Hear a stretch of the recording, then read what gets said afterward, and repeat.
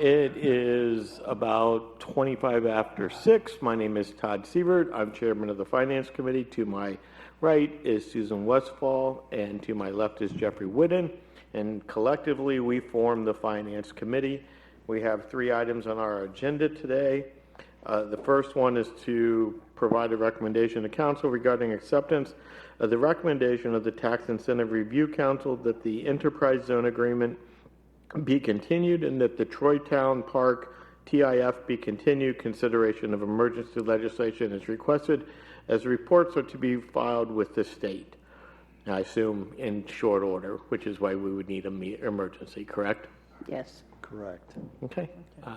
Mr. Tiddington, are you presenting? I can.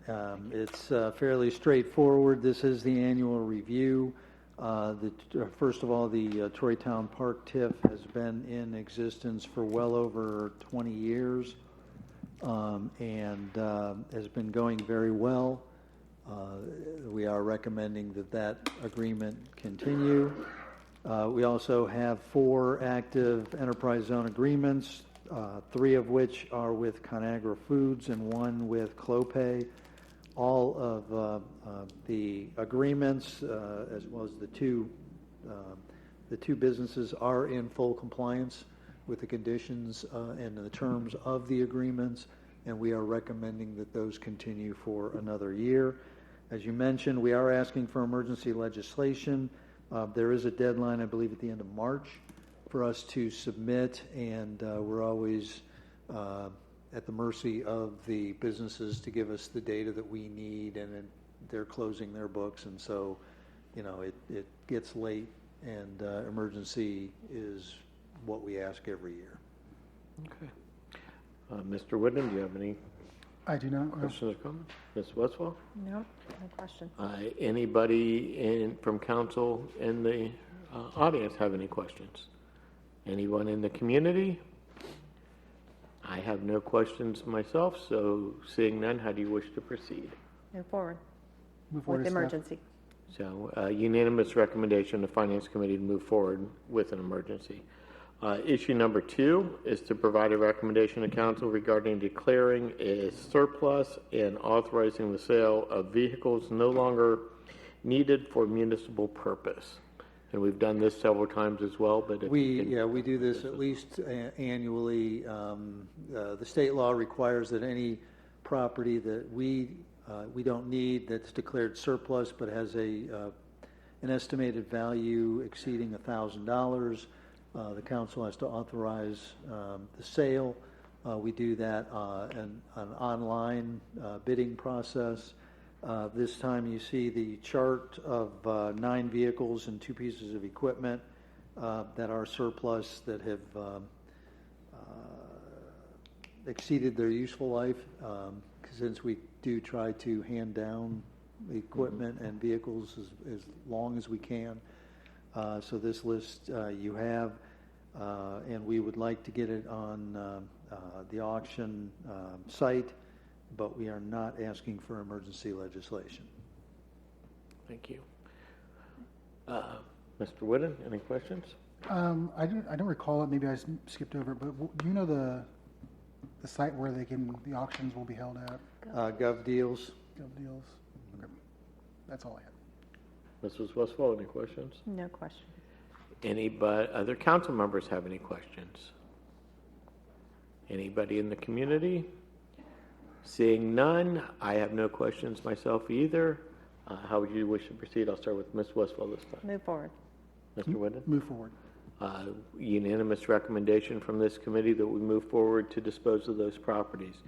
The third issue, I believe Ms. Westfall is going to recuse herself from, so she's welcome. I mean, stay up here. I just don't know that you want to participate in the deliberations. I am not.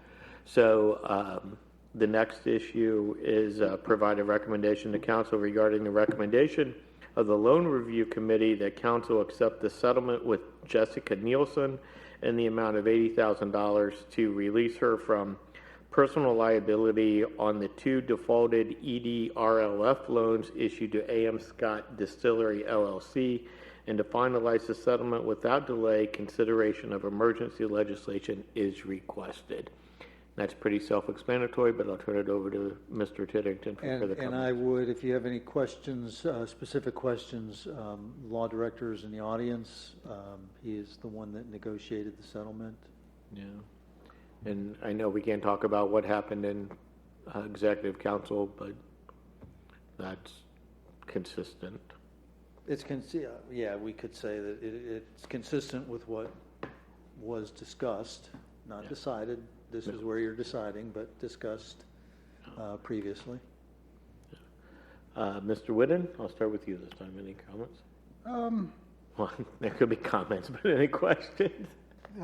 Mainly just comments. I think that the loan review committee does as good a job as they can to make sure they're investing in the city and vetting those out as possible. And I don't think they're going to have a 100% success rate with that, as no business or loan would do. And we're doing the best we can to make sure that we're recouped as best as possible. And I think this is a positive step forward. Good comment. Ms. Westphal? Oh, you can't say anything. I'm sorry. I just gave a soliloquy that you can't talk. Sorry about that. Any other council members wish to comment on this? If I may. Yes, sir. I'm very happy to hear or see that the number exceeded what was tentatively talked about previously. But regardless of the bankruptcy on the other party, everything is still in place with the second party as far as we can go with it at this moment. Is that true, Mr. Kerber?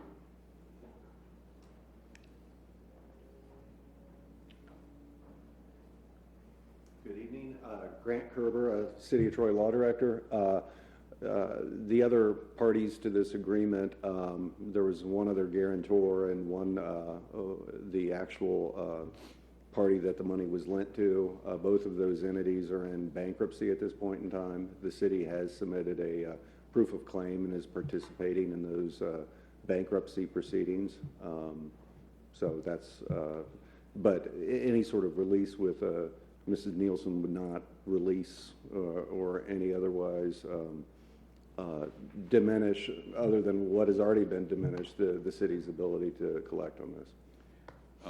As to the $80,000 figure, when is it an expected time for her to produce that check or whatever? We didn't, given the legislative process, it going to the loan review committee, council committee, the city council, we weren't sure when it would be on the agenda, so we didn't identify a time.